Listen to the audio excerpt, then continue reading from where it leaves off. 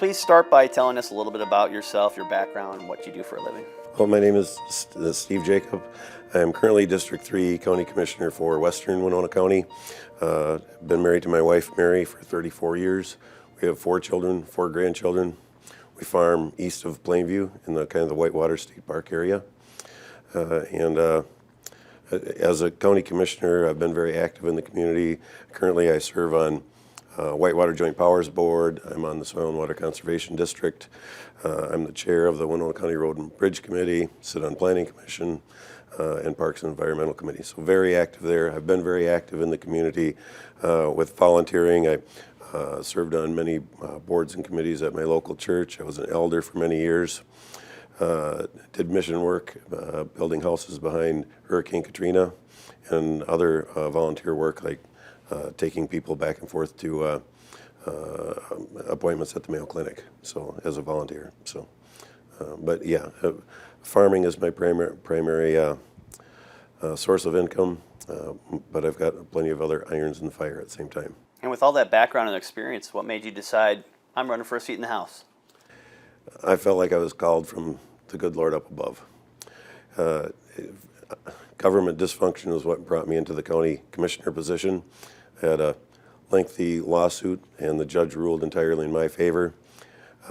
Property rights were on the line, and the citizens asked me to run for county commissioner to protect their rights the same way I had protected my own. And then this door opened, and I received the Republican endorsement unopposed. So my wife just told me, if you can't see that the good Lord wants you to move in this direction, then you're not seeing things very clearly. So felt like a calling. And tell us about your district. What's the area like? What are your constituents like to see addressed coming up here in about 7 weeks when session starts? So I ran my campaign on 4 words: less government, more freedom. And so it's a very rural district. We don't have any large towns. There's no part of Rochester, no part of Winona, no part of Red Wing, but it's kind of in between those 3 towns. So small towns, rural values: Zumbrota, Pine Island, Plainview, Elgin, Kellogg, Chatfield, Yoda, those very rural areas. So as a farmer, I think people warmed up and entrusted me very quickly.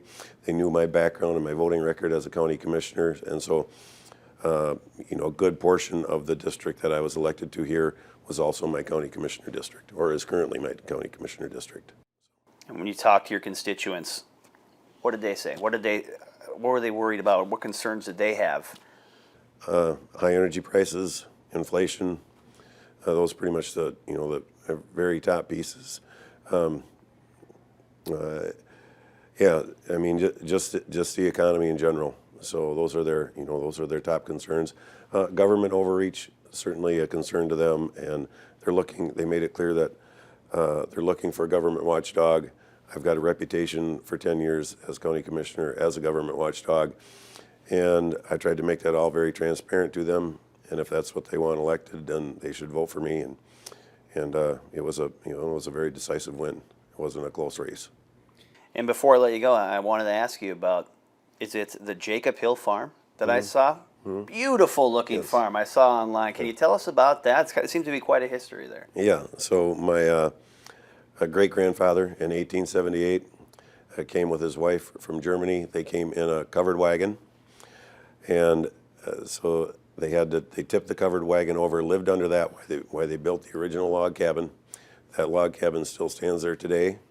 We raised 4 generations in that beautiful homestead, and so then from generation to generation we've adapted to whatever the best way to make a living is, and dairy farmers, my dad and uncle and previous generation, pigs, chickens, whatever, all the scenarios that you've seen over the years, and eventually evolved into corn and beans at the time. And I've done side businesses as well. I've had 30 years running a business called Quality Firewood, operated off the farm there as well.